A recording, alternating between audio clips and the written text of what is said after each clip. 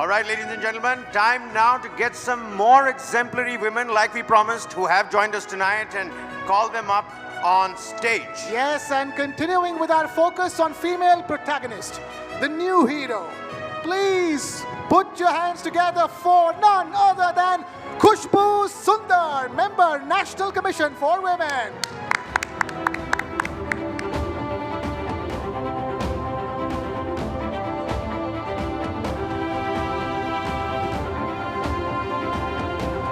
All right, also calling up on stage, please put your hands together for Mirjam Eisele, Director, Stiftung Bayern. Guten Tag, Mirjam, guten Tag. Please come on stage. Right, let me also now call up on stage another special guest from Germany, Julia Farr, football evangelist, Borrusia Dortmund. Head of Asia Pacific for BVB Dortmund. Very warm welcome to you. Also with us is Ayush Gupta, HR Head for GAIL. Please get up on stage, sir. Thank you so much. And to moderate this session, we have some double Nari Shakti again. We have with us TV9 Network's Sudha, Sadhanand and Neha Khanna, requesting both the ladies to please take the stage.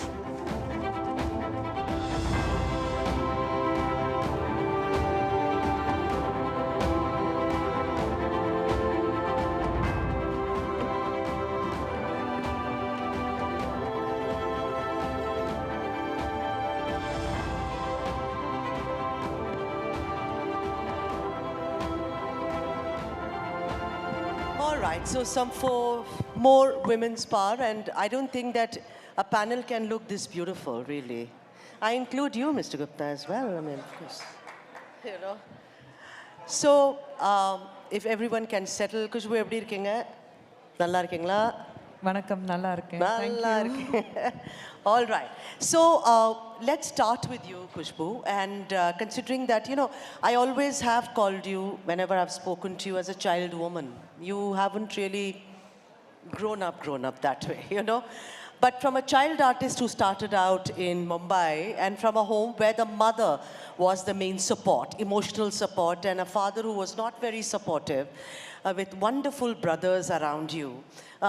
Tell us, what made you so strong as a little chut of a girl? We know the story about Hema Malini and how, you know, you've got to meet B.R. Chopra ji, etc. But what made you so strong to face the camera as such a little girl, Kushboo? Hello and a very good evening to everyone here. And there's an echo.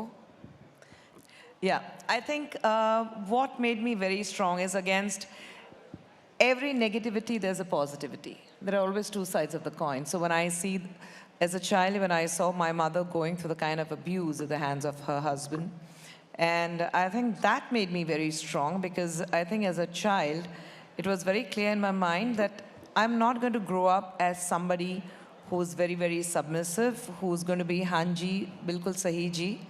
Like Ravina said, kuch bhi ho jaye, mera pati Parmeshwar hai. So I was very clear right from my childhood that I'm not going to grow up into that abla nari. So I think, you know, in all the negative aspects, and that strength, of course, came to me from my mother, because she never wanted me to be what she went through. Right. So I think it was there with me, within me. All right, okay. All right. That's lovely to hear, Kushboo. Really, you are an inspiration for so many women out there. Let me now bring in some of the other lovely women that we have in our midst today. Mirjam Eisele, if I could begin with you. You know, it's 2024. And as educated, independent, liberated women, we would ideally have liked to live in a world where we could take equality, gender equality, for granted. Absolutely. But unfortunately, right? I mean, it should be fundamental to human existence. But unfortunately, it's proven to be very elusive. Now, in your area, you work with a lot of young people. The question I want to ask you is, how do you sensitize them towards treating everyone, especially women, with a sense of equality? Honestly, has that been a challenge? That's really a good question, and to be honest, it's challenging. It's still challenging. I'm coming from the field of education, and I'm coming from the field we want to extend youth exchange, so give everyone a chance to go abroad. And this everyone to have a chance is really difficult, because you really have to focus on the needs of those who are underrepresented. And those are the ones who come from lower education, and those are often also the girls. So we try to really focus on their needs and helping them, that they say, I'm good enough to do exchange, for example. I'm good enough to take part in it. And this needs a lot of time to educate them. All right, and Julia Farr, you look wonderful today. And before we get into the excellent work that you've done for Borrusia Dortmund, what people would like to really know, a lot of questions from the audience who actually ambushed me and said, ask her, what made you fall in love with this beautiful game of football? I would say the fact of being part of a team. I think football always connects people and unites people. And that makes it so special. I remember when I started playing the game myself, I was a very small girl, and back in the days, there weren't many opportunities for girls to play in a girls' team. So I started playing with boys in an all-boy team, and whenever we went somewhere for games, of course, everyone was looking at me, the only girl. But then, as soon as you are on the pitch and the game starts and kicks off, it doesn't matter anymore where you are from, who you are, or what you are. You just play the game, and that's what made me fall in love with it. Superb. That's amazing. Okay, Ayush Gupta is, of course, heavily outnumbered on this panel, as you can see. And as the only man on the panel, and since we're talking about Nari Shakti, and he represents, the PSUs, the government sector, I'd say let's not miss out on this opportunity to put him on the spot. All right, Mr. Gupta, from newsrooms to boardrooms, I think we can all agree that we need many more women in decision-making and powerful roles. But unfortunately, the reality leaves a lot to be desired. The question I want to ask you is, we all know that it's still a huge challenge for women to smash the proverbial glass ceiling. What are organizations like yours, for instance, doing to level the playing field? And frankly, are they doing enough? See, first of all, being the only man here is making me a bit nervous, and let me admit that. But going forward to your question, and rightly said, whatever we said that we are doing this thing and that thing, the reality remains that still the numbers are very few at the top, and a lot more needs to be done by each and every organization, and not just the organization, I believe by the society at large. Because if we have to see the results, it's not just one organization or one particular sector which we can do. All the stakeholders, be it the educational institutes, academic institutes, be it the family or the society, the family members, or the companies or the organizations, all have to come together to make sure that women will not only reach at the top level or the board level positions. The journey has to start from a very early stage when we are talking of admissions to the educational institutes. So for example, when we talk of organization like GAIL, which is predominantly represented by 70% engineers. So unless we have a pool of engineers who are passing out from top IITs or the engineering institutes, the representation there of women passing out is still less than, say, 14 to 15%. So the pool itself at the entry level is getting limited, and because of which the progression or reaching to the top level gets limited. At an organizational level, many more programs like from an early stage mentoring to making sure a fair and equal opportunity is provided at each milestone in their career, when they reach up to the top Right. is really, really important. All right. Kushboo, you know, today I think Prime Minister Narendra Modi is one of the Prime Ministers that we have who has spoken, appreciated and respect Tamil like no one can. Do you agree? I mean, Sengol, talk about Sengol. He talks about how Tamil is the most ancient language. He talks about how the culture needs to be preserved. Every speech of his, he has this respect for Tamil. I want to ask you, you were one of the first heroines who goes from Mumbai and starts speaking Tamil like a native. I mean, she speaks the language better than I think look at Selva Ganesh there, you know, yeah, all the Tamils, you can't make out the difference. We tell our children, if she can learn it, you can learn it better. Kushboo, talk a little about it. I've heard, correct me if I'm wrong, I've heard that Kamal and Rajni sir, everyone encouraged you that, pesuma, parvalla, vandudum. See, if I speak Tamil very well, I would love to speak in Tamil, address this esteemed audience here in Tamil. But I don't know how many of you will understand, but irundhalum Tamil பேசுறதுக்கு ஒரு மிகப்பெரிய பெருமை வேணும். ஏன்னா நம்ம நாட்டுடைய மிக சிறந்த ஒரு மொழி, பழையமான மொழி, and அந்த மொழி சொல்லும்போது நான் இன்னைக்கு தமிழச்சியாக தமிழகத்துல வாழும்போது எனக்கு ரொம்ப பெருமையா இருக்கு, and which translates that though I belong to Mumbai, for me to come to a place called Tamil Nadu and make a home there and speak the oldest language on this planet, I take a pride in calling myself as a Tamilian. Having said that, if I've started learning Tamil, yes, I've had a great help from my co-stars. But I definitely would like to give the credit to my co-workers, especially on the sets. You know, my lightmen, my production boys, my dancers, my fight choreographers and the fighters, you know, because they are the ones I used to basically converse with in Tamil, and they gave me the encouragement that speak. Even if it's wrong, it's fine, we will correct you, we will not make fun of you, but you speak the language. I remember my very first day shoot for my first Tamil film, Dharmathin Thalaivan, where I was paired with Prabhu sir and Rajni sir and Suhasini were paired together. It was a remake of Kasme Wade, where I played Neetu Singh, to make it very simple. And I went to the set and I was zero in Tamil. So I was conversing with Rajni sir. The very first day I had shoot with everyone. And Rajni sir was speaking to me in Marathi, then all that, you know, rattling off in Marathi. I was so comfortable. And over the, you know, the entire day while we were shooting, I was watching people where they were talking to each other and said, hey, vada, hey, poda, and all that. So I was like, okay, it means something which lot of respect. And when Rajni sir was leaving, he said, Kushboo mizaunit. And I said, poda. And the entire set just froze.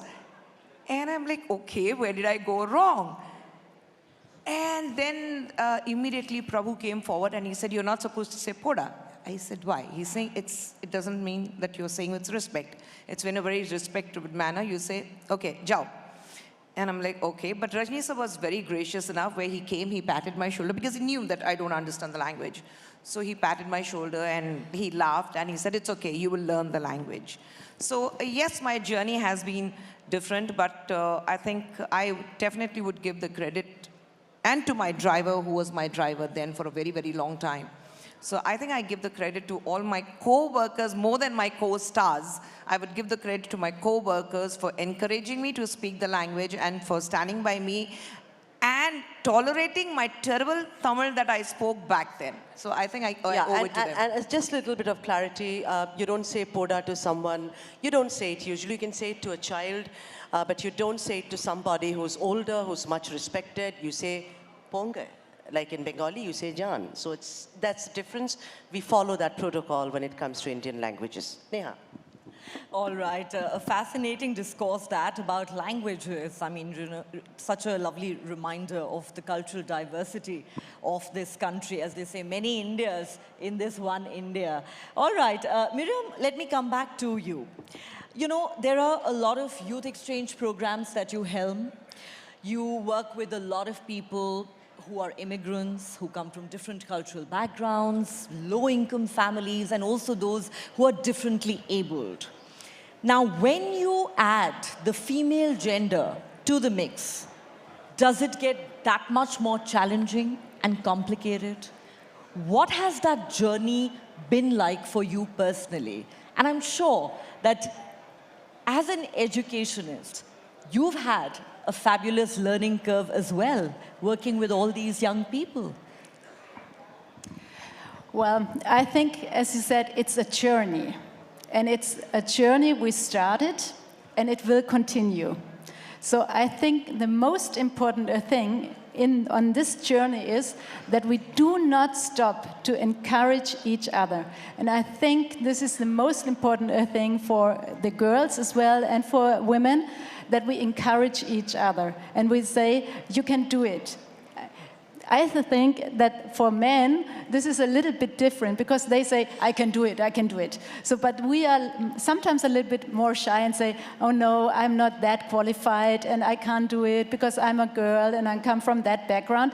But to challenge them really to say, you can do it and you are brave enough. And so we encourage the girls, for example, in special programs where we teach them in different sessions that also if they are coming from a migration background, from low-income families, they have the ability to achieve it. All right, Julia, talking about football and how BVB Frauen became such a household name, the transition of the journey, as it were. We remember in 2019, a banner, which no one can forget, is "Football is for everyone, women's team now." Right? And then 2 years later, the club delivered and BVB Frauen was formed. Talk a little about that journey. How easy and how exciting was that, Julia? You did your research. No, yeah, I think that was a very special journey that we started in Dortmund. We had always the men's football team. There was a women's handball team, but never a women's football team. And I think, yeah, the fans gave a bit of pressure to the club to look into this more curious, and that's what the club did. But then, giving a bit of background insights, the club was actually sitting together with the fans and consulted them and asked them, how should we do it? We had the chance, or we had the option to just buy another club that's already existing, that already has a structure, and just play and take over their players, their league, and everything. Or we could have bought a license to start a little higher. But then the fans said to us as well, well, we are Dortmund, we are Borussia Dortmund. We come from a region which is a working class region. Right. So it wouldn't be authentic if we go out and just start somewhere in the second Bundesliga or first Bundesliga already. So the fans decided with the club together that we go on a journey. We start from the lowest league. We start from the bottom and work our way up. And that's what we are doing. So everything that we are doing is very healthy, a healthy development, a healthy growth. And the fans are fully behind it. And that's what we wanted, to bring everyone together. Fabulous. All right. Mr. Gupta, if you could just indulge me for a moment. Before I come to you with my next question, I'd love to actually put a question to Kushboo, one of my favorites in this room. Kushboo, we've talked, of course, about how language has never been a barrier for you. But I want you to focus for a moment on sexism in the film industry and misogyny in celluloid. We'd like to believe we've come a long way. We have a lot of women-oriented movies being made. OTT platforms have revolutionized the entertainment industry, opened up a lot of doors. Ravina was here some time back talking about how she's in a way started her second innings and is getting to play some wonderful roles. But, just when you think that we've made progress, we've come a long way, along comes a film like Animal. And it reignites this whole debate about how we project women on the big screen. Now, I don't know what your personal view on that movie are. I have very strong views, which I will keep to myself for now. You're also a member of the National Commission for Women. So when we talk about domestic violence, when we talk about misogyny that's projected in celluloid, how do you see it? Have things changed? All right. First thing I would like to tell in this room that I haven't watched the film Animal because that's not my kind of a film. So I haven't watched that film. That makes two of us. Okay, great. Well, yes, as a member of National Commission for Women, it becomes very difficult when we have the cases which talks about dowry, harassment. We still have cases about, though triple talaq is abolished, we still have a lot of cases which keeps coming in about triple talaq. The talaq being announced over a phone or through a letter or just by words at home. We do come across a lot of problems about like what Ravina was also discussing earlier about marital rape and any kind of abuse, whether verbally or sexually. And I think, you know, we talk about moving forward. Our Prime Minister has been talking about Beti Bachao and Beti Badhao, where the Prime Minister keeps talking about from women empowerment to women-led empowerment. It's very saddening to see that in many areas of our country, in especially a little lower states, we get a lot of complaints which talks about the basic problem of women. And this is something which we need to address. Fortunately, we at National Commission of Women, we have been given a free hand where we have been taking up cases very, very aggressively, and we have been working on it. But as far as the mindset goes, I mean, if a film like Animal continues to bring in moolahs, bring in as one of the biggest box office grossing film, then we really need to think about the mindset of the people who go and watch such films. What about them? More. Because these movies are blockbusters. Yes, and they are blockbusters. Even before that, we had a major issue with Kabir Singh, and which was in Telugu, it was Arjun Same Reddy. director. Yeah, okay. I mean, I don't blame the director because I think for him, it's the success which is going to count.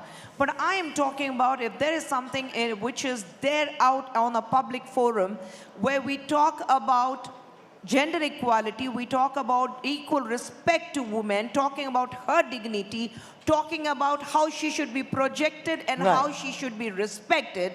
And yet you come across a film like Animal and people throng to go and watch these kind of films. And they're all youngsters.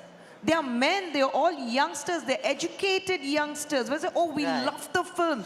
And I'm like, guys, what's going on in your mind?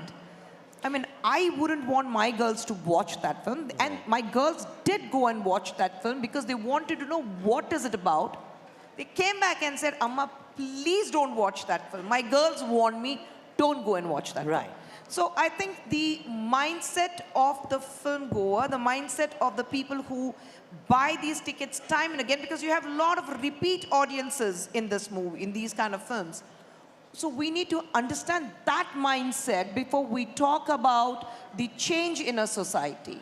So what we show in films is what is actually happening in the society. So the mindset of the people who watch these kind of films need to change. And that is really, really worrying me as to if films like Animal, with so much of misogyny, what you see in the film, if that film is doing so well, where are we heading? I think that's a very valid point, Very, Kushboo. very valid. We need to look inwards. We can, you know, raise objection to these kind of films being made. We can, you know, object to some of India's biggest stars acting in these movies. But what about those hordes of people who flocking to the theaters and making these movies mega hits? Absolutely. And moving right away from that kind of a thought, we at TV9, we believe in wow, Mr. Gupta. Wow, we onboard women. And that's an initiative we seriously think about, we adhere to day in and day out. According to you, Mr. Gupta, much like TV9, I mean, some may say it's baby steps, but let me tell you that they walk the talk when it comes to that. How does women at decision-making positions help an organization achieve better? Not achieve their goals, but achieve their goals better, Mr. Gupta?